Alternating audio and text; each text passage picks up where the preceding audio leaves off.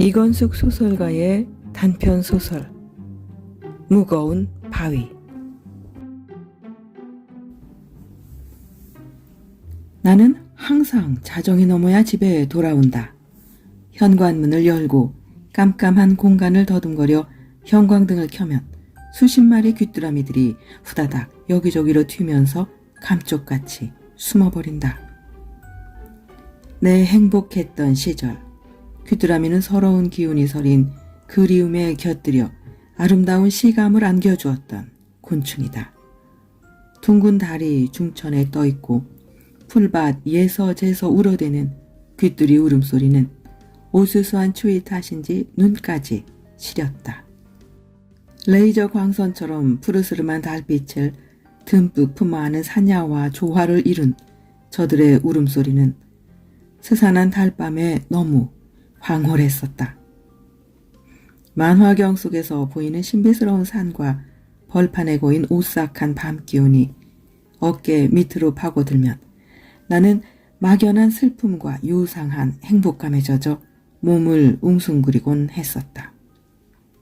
그 시절 귀뚜리 울음소리는 안개가 잔뜩 낀 미지의 세상 한가운데를 뚫고 들려오는 꿈속의 아련한 인생길을 그리워하게 해주었다. 이렇게 나의 행복했던 시절에는 인생의 안개 속에 감춰진 아름다운 꿈을 동경하도록 유혹했던 귀뚜리들이다. 나는 신발을 신은 채 지하 단칸방에 들어가 마치 이것들이 샌드백이라도 되는 것처럼 모두 짓밟아 죽이려고 팔을 굴렀다.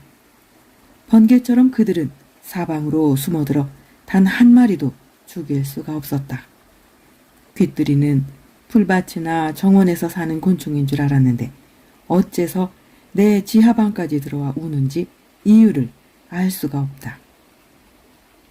이 귀뚜리를 상대로 전쟁을 치르는 일은 쌀쌀한 가을 날씨에 들어서면서 내가 매일 밤 자정에 치르는 의식이 되었다.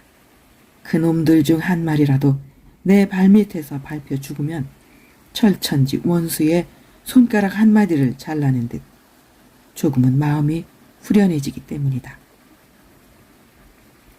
이 밤에 귀뚜라미를 단 한 마리도 죽이지 못한 나는 치밀어 오르는 저주와 분노를 이기지 못하고 몸을 벌벌 떨었다. 머리칼이 몽땅 바늘처럼 곤두서서 살가죽을 찔러대는 바람에 눈을 뜨기도 힘들 만큼 머리가 지끈거렸다. 기가 푹 죽은 나는 간신히 기어가서 몸을 비틀며 텔레비전을 켰다. 빈 공간에 혼자 버려졌다는 공포심을 누르는 길은 이 방법밖에 없다. 화면에 단 한 사람만 나오는 것보다 여러 명이 등장하면 방 안에 나 말고 많은 사람들로 벅적벅적하니 사람들 틈에 끼어 사는 일상의 평온함에 젖게 된다. 화면에서는 강남 아파트 값이 치솟았다는 보도로 떠들썩하다. 현 정부가 부동산 값을 내리는 정책을 편다고 하면서 반대로 더 부채질해서 가격을 올리고 있다고 아나운서가 의외의 일이라고 보도를 한다. 세상에, 여의도에 40평도 안 되는 아파트가 20억이 넘는다니 이게 말이 되는가. 문득 내가 살았던 아파트가 50평이 넘었으니 지금 지니고 있었다면 25억 넘게 호가할 것을 그냥 회오리바람에 날려보낸 것을 생각하니 분이 치솟아 다시 발광하듯 벌떡 일어섰다. 그냥 앉아있으면 열불이 나서 숨이 멎을 것 같았다. 신혼 시절 혼수도 아끼고 예물 중에서 제일 값나가는 반지까지 반환하고 은행 빚을 얻어 사 들어간 아파트이다. 지금 그 값이 산 값의 20배가 넘었으니 어찌 그냥 앉아있을 수 있겠는가. 갑자기 어깨를 찍어 누르는 무거운 힘을 느낀다. 인간이 감당할 만한 짐이 아니다. 짐이란 인간이 질 수 있는 한계가 있는 것이 아니겠는가. 지금 나의 어깨를 찍어 누르는 것은 사람을 찍어 눌러 죽일 만큼 큰 바위 덩어리다. 나는 막혀오는 호흡을 살리기 위해 냉장고를 열고 찬물을 한 병 벌컥벌컥 들이켰다. 자정에 현관을 들어설 적에 귀뚜라미라도 한 마리 밟아 뭉개서 악살을 냈으면 위로를 받았으련만 하는 생각에 다시 손바닥만한 지하방의 구석구석을 살펴본다. 이것들이 분명히 시궁창 어디에 숨어있을 터이다. 도심지에 우거진 풀밭이 없으니 축축한 하수구를 찾아 들어와 있는 모양이다. 마치 나와 내 가족을 이 지경으로 몰아넣는 놈을 찾듯 나는 도끼 어린 눈으로 사방을 두리번거렸다. 아마 샤워실 하수 언저리가 그놈들의 집결장일 터이다. 나는 그리로 물을 들어부어 저들이 물에 빠져 익사하는 모습을 보려고 쪼그리고 앉아 하수구를 하염없이 바라보았다. 이놈들을 매일 죽여야 나와 남편과 하나뿐인 아들의 장래를 뭉개버린 그놈의 가정에 저주가 하나씩 임한다고 생각했는데 오늘은 실패를 한 셈이다. 대학 시절 교양 과목으로 들은 심리학의 시선으로 보면 이런 행동과 정신은 분명히 병이다. 아마도 내가 걸린 병은 외상 후 스트레스 장애일 것이다. 내 의식의 보호막이 작동하지 못하는 상태에서 받은 피해가 무의식으로 뚫고 들어가 내 영혼 속에 자리를 잡은 트라우마가 틀림없다.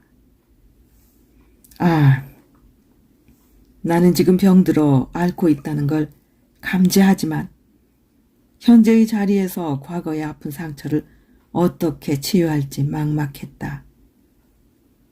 문득 핸드백에 챙겨온 반찬 생각에 이르자 번개처럼 그걸 열어 안에 담아온 비닐봉지들을 꺼냈다.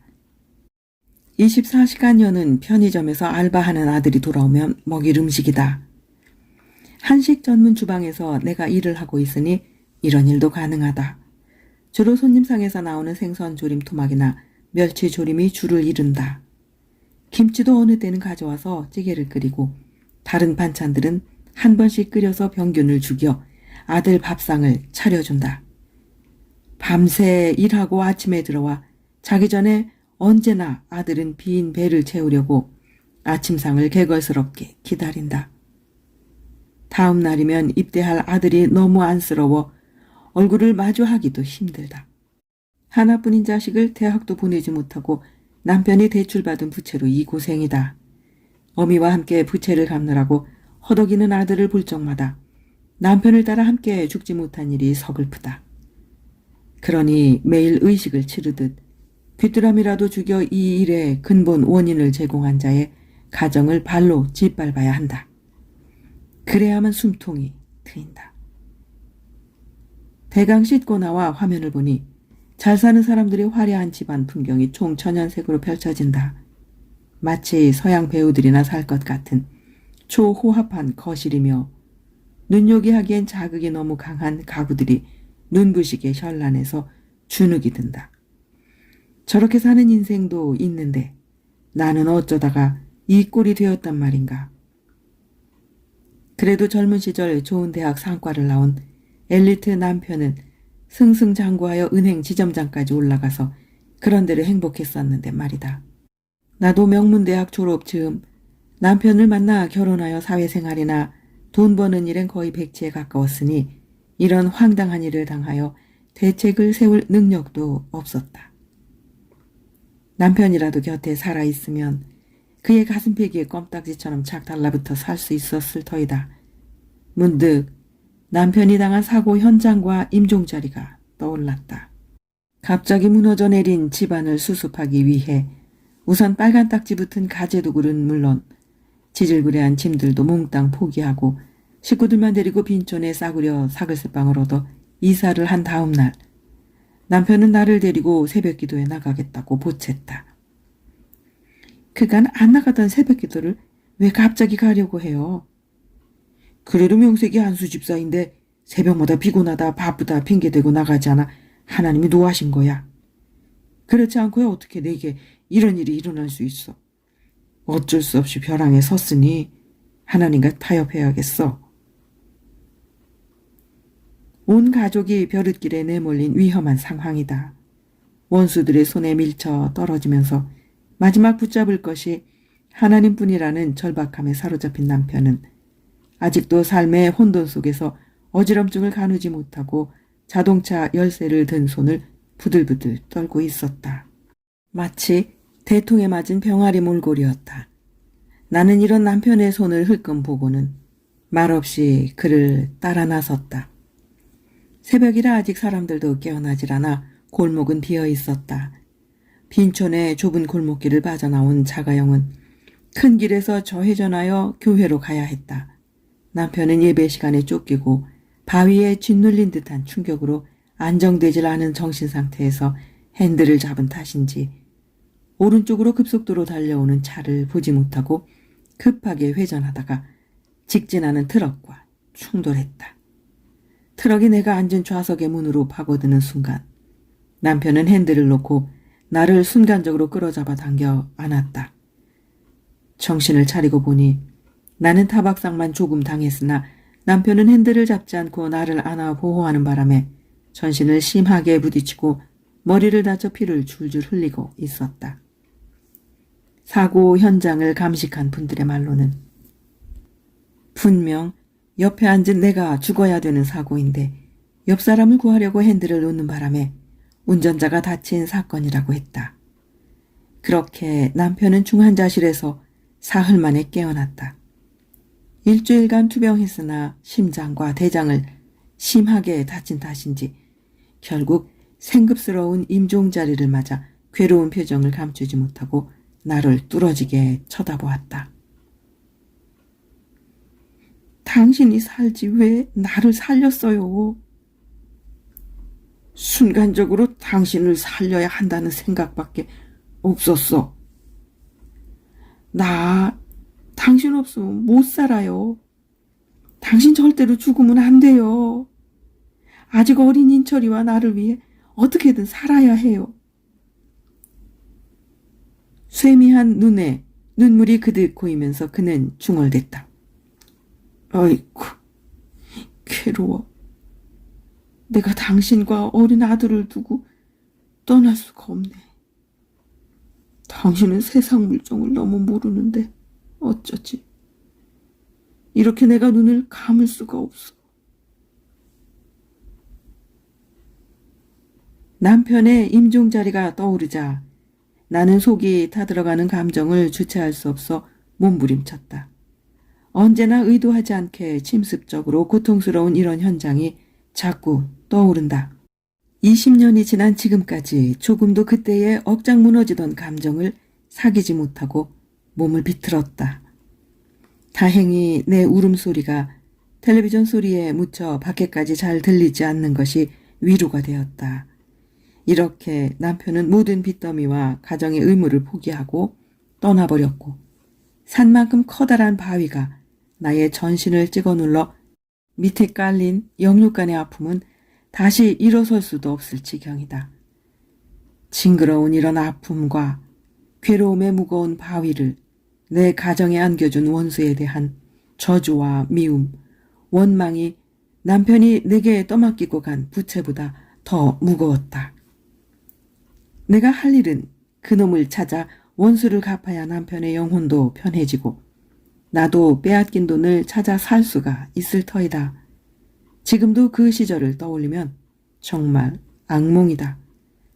남편의 중학교 동창 최기철은 청장년 시절 내내 단짝이었다고 한다. 둘이 교회도 함께 붙어 다녀서 모두 쌍둥이라고 불렀단다. 그런 친구가 찾아와서 큰 사업 계획을 털어놓았다. 틀림없이 대박을 쳐서 남편이 은행에서 받고 있는 그까짓 돈은 3발의 피라고 입가에 거품을 물면서 신나게 말이 많았다. 자신의 몸처럼 함께했던 친구가 요구하는 액수를 놓고 남편은 얼굴이 헬쓱해질 정도로 고심했다. 이런 남편을 바라보며 화초처럼 자란 나는 아무것도 모르지만 위기의식을 느꼈다. 아파트를 담보로 돈을 꺼내 사업하다 망한 사람 많이 봤어요. 식구들의 마지막 보루인 안식처는 제발 건드리지 말아요. 자기 집을 담보로 하지 왜 우리 집을 걸고 넘어져요? 자기 집도 다 팔아서 사업하는 친구야. 내가 은행에서 근무하는 것이 우리 2 사람을 겁으로 만들려는 하나님의 뜻이라고. 일주일 금식 끝에 받은 응답이라고 하니 어쩌지. 또 그 친구는 늘 이런 말을 하더군. 그 친구가 당신 속이려고 무슨 말을 못해요. 나무는 큰 나무 덕을 못 보지만 사람은 큰 사람 덕을 본다나? 나를 큰 사람으로 보는 앞에서 어떻게 거절해? 당신 단호하게 거절해야 돼요. 돈이란 독수리 날개를 달고서 내 손을 벗어나면 잡을 수 없이 날아가 버려요. 난 세상 물정 잘 모르지만 이건 아니야. 당신은 대학 졸업하고 은행원으로 곱게 세상 풍파 없이 월급 받아 산 사람으로 사업은 당신이 모르는 분야야. 나보다 돈을 다루는 사람이라 더 잘할 터인데 왜 그래? 내 입장에선 이건 아니야. 이건 위험해. 외국에 공장을 지어서 하는 일이니 자금이 날아갈 이유는 없어. 자본주의 사회란 돈이 돈을 낳는 법이야. 주식하고 비슷한 원리지. 돈이 들어가야 돈을 물고 들어온다고. 내가 보기엔 그 친구 콩밭에 간수를 쪄 두부를 만들자고 나대는 꼴 같아요. 어떻게 그렇게 돈을 쉽게 벌어요? 아무래도 이상해요. 지금 돌이켜보니 남편은 기교는 없지만 예스럽고 소박한 멋이 있는 고졸한 청백리 스타일이었다. 자신의 단점을 잘 법제하여 주위에서 신임과 칭찬을 듣는 그런 사람이었다. 아주 깨끗하고 순진하여 티가 한 점도 없는 순백의 인물이라고 할까. 그런 사람이 청장년 시절 성가대도 나란히 같이 섰고 주일학교 반사도 함께 했으며 군대도 함께 다녀온 막역한 사이이니 엉놀이 치는 친구를 믿을 수밖에 없었을 터이다. 더구나 그 당시 남편은 어쩔 수 없이 경쟁사회에서 갖게 되는 습관성 경쟁 강박증에 시달려 마음이 병들어 있었다. 정확히 자기가 올라갈 차례인데 아랫사람에게 빼앗기고 승진하지 못한 시리에 빠져 있었다. 현대 사회의 조직에 끼어 살자면 의욕 호르몬인 도파민적 가치관을 지닐 수밖에 없을 터이고 남편도 그 물결에서 예외는 아니었다. 그럴 즈음 돌팍으로 친구의 사업 현장을 보고 와서 도파민이 마구 치솟은 모양이다. 처음 1년은 사업이 아주 번창하여 남편은 아주 의기양양하게 내 앞에서 엄지손가락을 축혀 올리며 자랑이 해펐다. 매달 빌려간 돈의 이자를 차용증서에 명시한 것보다 상여금이라고 어떤 때는 더 넣어주어 엄청나게 기분이 좋아진 남편은 살맛 나는 표정을 감추지 못했다.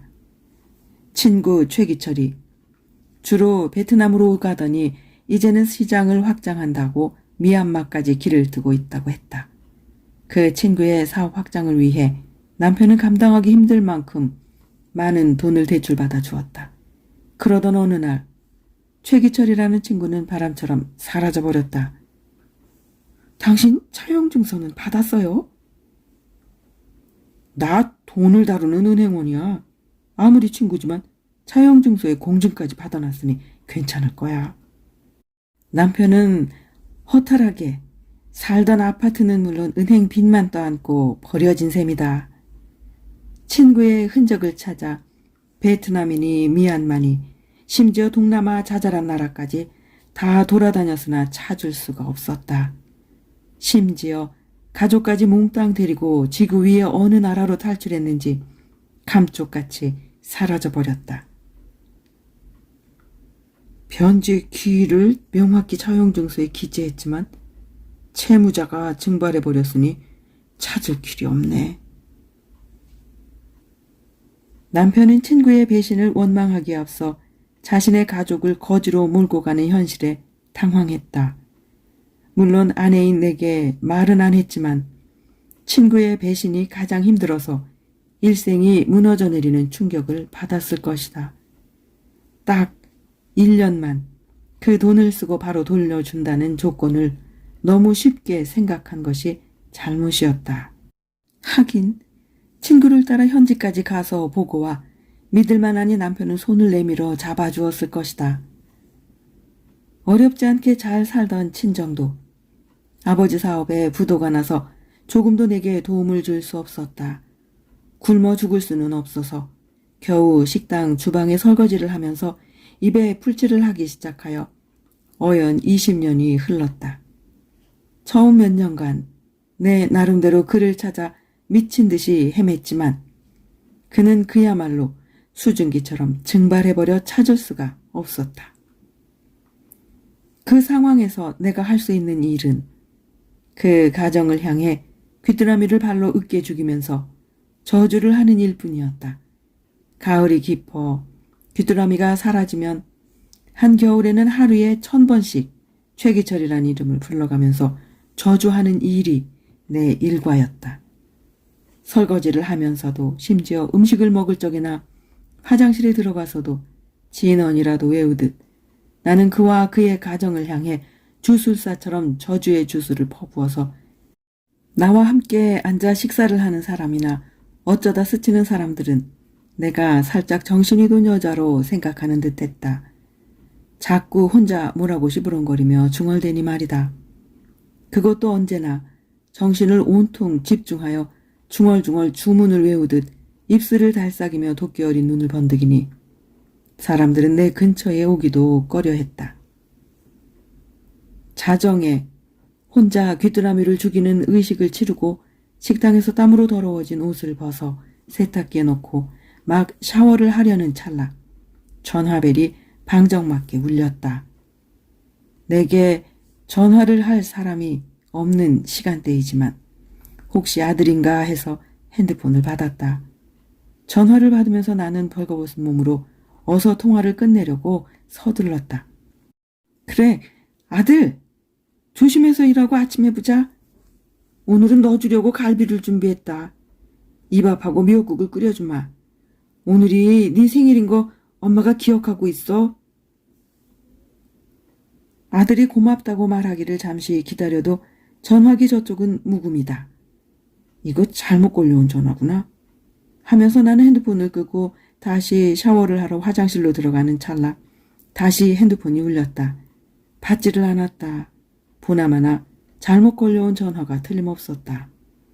샤워를 하고 잠옷을 갈아입을 때까지 전화기 울림은 끊임없이 이어졌다. 안 받으면 끄고 다시 하고 또 꺼지고 다시 울리기를 근 1시간 이상 해서 잠을 잘 수가 없었다. 내일 음식점의 주방에서 거친 일을 하자면 잠을 자야 한다. 가난한 사람들에게 오직 하나 남은 마지막 보루는 건강한 육체이니 먹는 일과 자는 일에 게으름을 피울 수 없다. 끊임없이 걸려오는 전화기를 끄지 못하는 것은 혹시 아들이 전화를 할 수도 있어 멈칫거리다가 한바탕 호통을 치려고 전화를 열었다. 상대방의 말을 기다리지도 않고 나는 따발총을 쏘듯 악을 쓰면서 소리를 질렀다. 이봐요. 지금이 몇 시인데 자꾸 전화질이야. 안 받으면 잘못 번호를 누른 것으로 알고 그만두지. 이거 사람 가지고 노는 거야. 뭐 하는 짓이야. 내 거친 항의에 저쪽 줄에서 더듬더듬 여자의 음성이 들린다. 울음이 섞인 음성 같기도 하고 무엇인가 잔뜩 겁에 질려 덜덜 떨어대는 이상한 소리를 냈다. 거기가 광민용 저 점장님 댁이지요? 나는 하도 기가 막혀서 말이 턱 막힐 지경이었다. 20년 전 직함이었던 칭호를 그것도 이미 죽어 세상에 없는 남편을 지점장이라고 찼다니. 하지만 남편의 이름을 오랜만에 들으니 반갑기도 하고 호기심이 발동했다. 맞기는 한데 누구시오? 내 남편은 벌써 20년 전에 은행에서 명퇴한 사람인데 왜 찾으시오? 아, 드디어 찾았네요. 이 전화번호를 알아내느라고 무척 고생했어요. 누구신데 제 전화번호를 가지고 노는 거요? 저는 최기철의 한 사람입니다. 네? 최기철이라고요? 내 이마에 쿵 커다란 망치가 내려찍히는 듯했다. 그러자 줄 저쪽에서는 잠시 침묵한다. 나는 다급하게 핸드폰을 귀에 바짝 대고 고함을 쳤다. 만납시다. 거기가 어디요? 내가 세상 끝까지 찾아 나서서 만나려고 했던 사람이 이렇게 스스로 전화를 걸어오다니. 나는 두 손을 벌벌 떨면서 만날 장소를 종이 쪽에 받아 적어가지고 바로 외출 준비를 했다. 제 발로 걸어 들어온 걸 보니 돈 갚겠다는 의도가 분명했다. 아마도 사기쳐간 돈을 가지고 욕심이 발동해 외국으로 도망가서 사업을 크게 벌이느라고 내 남편을 피해 살다가 거부가 되어 돌아온 모양이다. 이제 회개하고 친구에게 돈을 갚을 마음이 생긴 것일까? 이런 생각에 이르자 나는 정신을 못 차릴 정도로 흥분했다. 이제야 이 지긋지긋한 거지 생활의 종지부를 찍는 순간이 온 셈이다. 20년간의 이자까지 가산해서 빚으로 넘어간 여의도 아파트보다 더한 액수의 돈을 받아내야겠다는 결심으로 나는 택시를 타고 가면서 입술을 자근자근 깨물었다. 죽은 남편이 환히 웃으며 다가와 나를 포근하게 안아주는 환상에 젖어 온몸의 열이 40도가 넘는 듯 희열로 펄펄 끓었다. 만나면 욕은 하지 말자.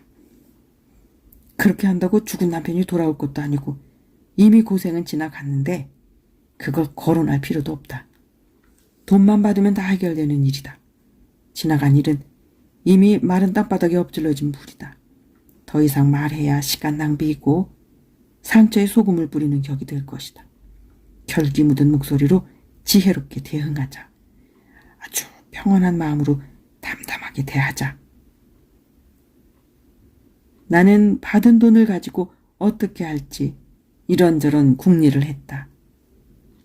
아들 인철을 늦었지만 대학에 보내고 공부를 잘하면 유학까지 보낼 계획도 세워보았다.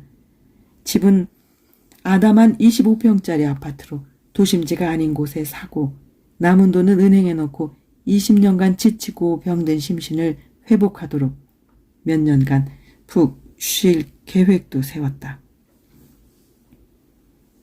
내가 내민 주소지로 가는 차는 자꾸 도심지를 벗어나서 외지고 으슥한 곳으로 간다. 갑자기 의심구름이 일었다. 아들을 데리고 둘이 함께 올 걸? 큰돈을 지니고 어떻게 집에 가지? 너무 흥분해서 혼자 와서 뭔 일을 당하는 것이 아닌가 하는 공포에 휩싸이면서 자꾸 택시기사와 차창 밖을 내다보았다. 서울이긴 하지만 아주 변두리 지역 조그마한 빌라 앞에 택시가 멎었다. 나는 종이 쪽을 들고 겁에 질린 표정을 감추지 못하고 조쫌조쫌 호수가 적힌 주소를 흐린 외등 불빛으로 확인하면서 다가갔다. 202호 앞에 서서 주위를 두리번거렸다. 20억이 넘는 돈을 갚을 만한 환경은 아닌 듯 너무 초라했다. 시계를 보니 새벽 3시였다. 하필 이런 때 첩보 영화의 한 장면이 떠오르며 거액의 돈을 이렇게 전하는 모양인가 보다 하는 기대감을 버리지 못했다. 나는 문을 가만가만 두드렸다. 기다렸다는 듯이 문이 조용히 열렸다. 묵은 간장에 낀 골마지 냄새보다 더 역한 가난에 찌든 퀴퀴한 냄새가 코를 찔렀다. 내가 살고 있는 지하방보다 더 심하게 가난구덩이에 고인 퀴퀴한 냄새가 역겹게 확 풍겼다. 폭삭 늙어서 나이보다 20살은 더 되어 보이는 그의 아내가 나를 남편이 누워있는 방으로 안내했다. 침대가 들어차서 몸을 운신하기도 힘든 코딱지만한 방에 그는 해골에 가까운 몰골로 누워있었다. 여보, 광민영 지점장님 사모님 오셨어요. 아내의 말에 힘없는 눈을 간신히 뜨고는 내 뒤를 살핀다. 제 남편을 찾는군요. 그 사람 벌써 하늘나라에 가셨어요.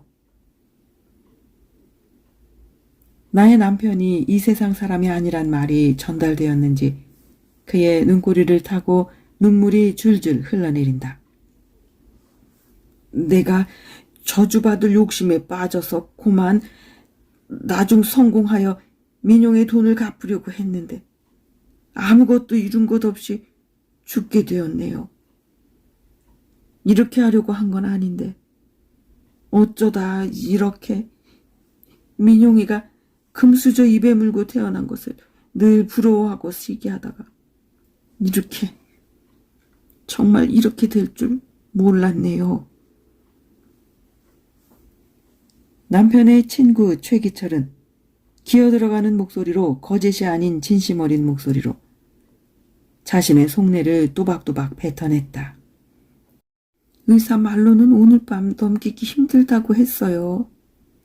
이 사람이 눈을 감기 전에 친구를 만나야 한다고 너무 야단을 해서 이렇게 거처를 찾아 연락했습니다. 이런 말하는 그의 아내나 그 옆에 몰골로 서 있는 아들과 딸은 입은 옷도 허름하고 영양 상태도 나쁜지 얼굴에 노란 기운이 서려 있었다. 순간 돈 받기는 글렀다는 낭패감이 스치면서 마음이 어수선해졌다. 갑자기 최기철이 번쩍 마른 미라 같은 손을 내게 내밀면서 슬픈 눈으로 나를 응시했다. 용서해 주세요. 이렇게 빕니다. 그는 억지로 움직여지지 않는 두 손을 모으려고 애를 썼다. 이대로는 떠날 수 없어 친구를 만나 용서를 빌고 가려 했는데 먼저 갔군요. 나 때문에 그렇게 일찍 갔겠네요. 너무 미안해요. 정말 미안해요. 그 순간 내 의지와는 관계없이 나도 모르게 이상한 기운에 휘말려 엉뚱한 행동을 하게 되었다. 핸드백을 열고 20년간 고이 간직해온 차용증서를 꺼냈다. 그의 아내와 두 자식은 공포에 질린 눈을 감추지 못하고 질려서 내 손길을 따라 눈길이 따라다녔다.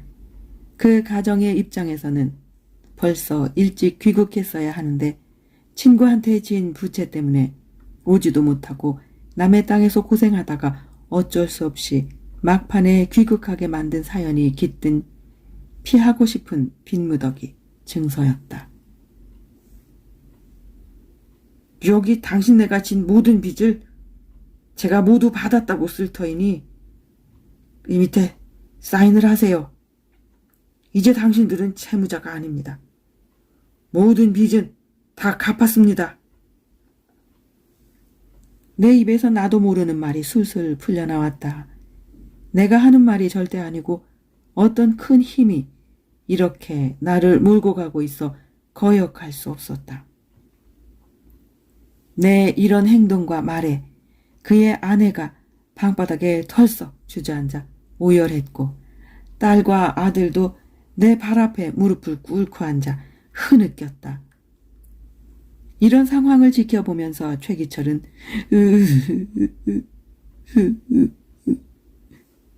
동물처럼 이상한 울음을 터뜨렸다. 내 손에 잡혀 차용증서에 완불했다는 사인을 한 다음 그는 숨을 거칠게 내쉬었다. 이제 빚을 다 갚았으니 편히 눈을 감으세요. 거기 가면 제 남편이 반가이 맞을 터이니 빚을 갚고 왔다고 전해주세요. 이 상황에서 마땅히 내가 할 수 있는 일이다. 서서히 내가 한 행동을 긍정하기 시작했다.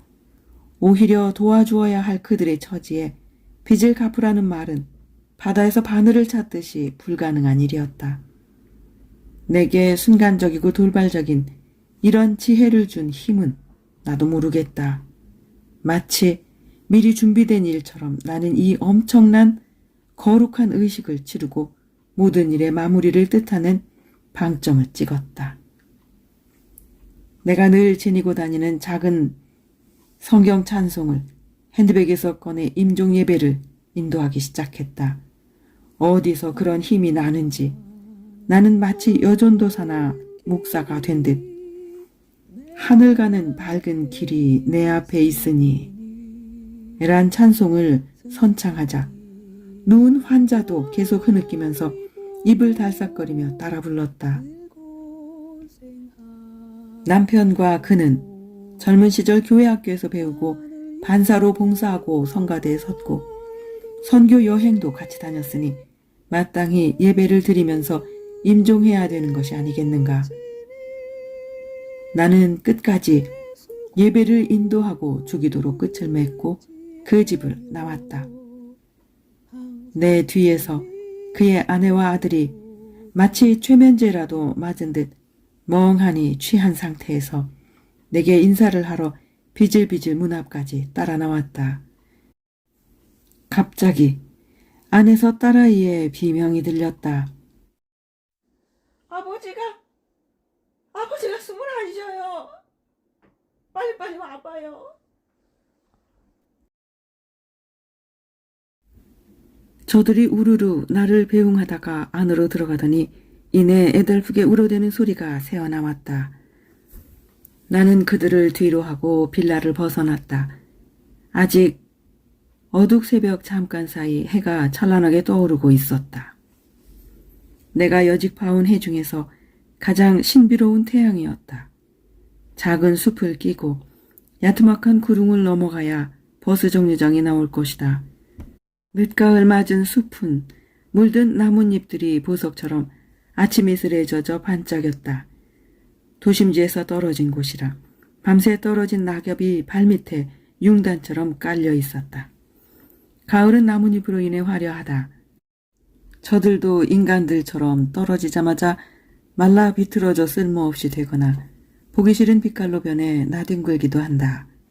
빨강, 노랑, 보라, 황금색 등 화가가 여러 가지 색을 섞어 자신만의 독특한 색을 만들어내듯 나무들도 마지막 결실의 계절에 자신이 받은 달란트대로 물든 나뭇잎으로 세상을 칠한다.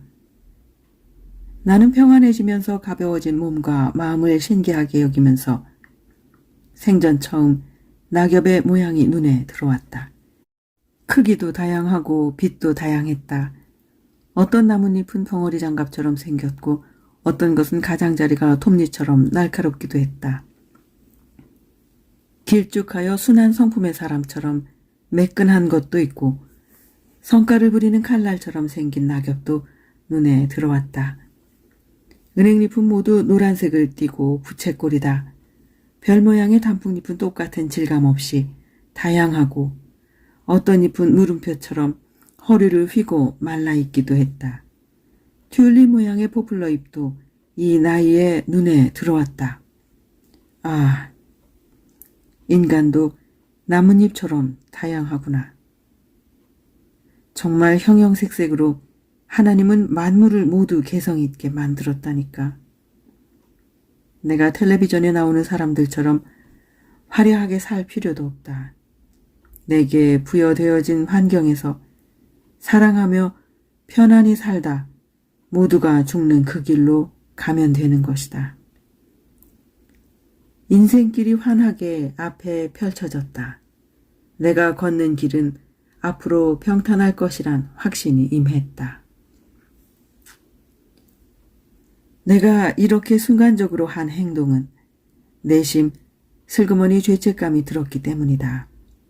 저들을 축복해 줬어야 돈을 많이 벌어 내게 진 빚을 갚을 수 있었을 터인데 그토록 눈을 뜨면 잠들 때까지 저주를 주술처럼 외워댔으니 어떻게 돈이 수중에 고였겠는가.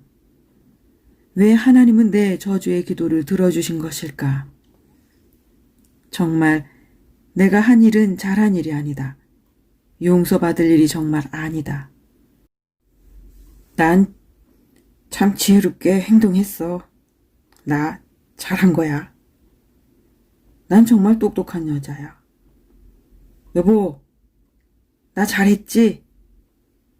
당신이 나에게 이렇게 하라고 보이지 않는 손으로 그렇게 지시한 것이지? 맞지?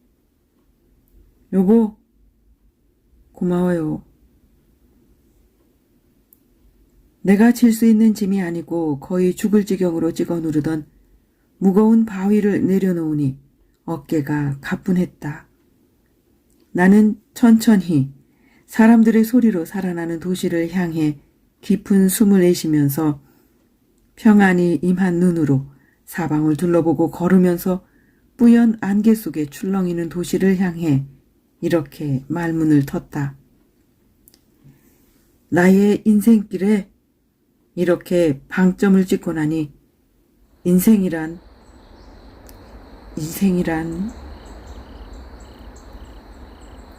현관문을 여니 지하라 새벽빛이 스며들지만 으스름한 빛에 절은 지하방이 나를 맞는다. 귀뚜라미들이 울다가 순간적으로 멈춰버린다. 나는 그들이 놀라지 않도록 소리를 죽여 신발을 벗고 까치걸음으로 방으로 들어가 옷을 벗었다. 살살 귀뚜라미들이 다시 합창을 시작한다.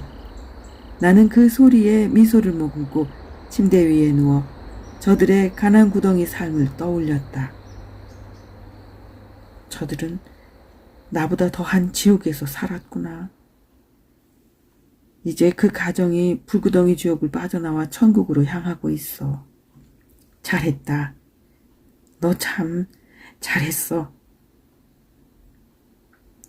그리고 20년간 원망하며 은근히 미워했던 남편을 향해 행복한 미소를 흘리며 소곤거렸다. 여보, 나 착하지? 참 잘했지? 내년 봄이면 당신이 친구를 위해 대출받은 은행빚 다 갚아요. 그러니 나 이제 편안해. 몸과 영혼에 평안이 임하고 행복해. 귀뚜라미들이 마음을 놓았는지 귀청이 찢어지게 마음껏 소리를 토해내면서 합창을 한다.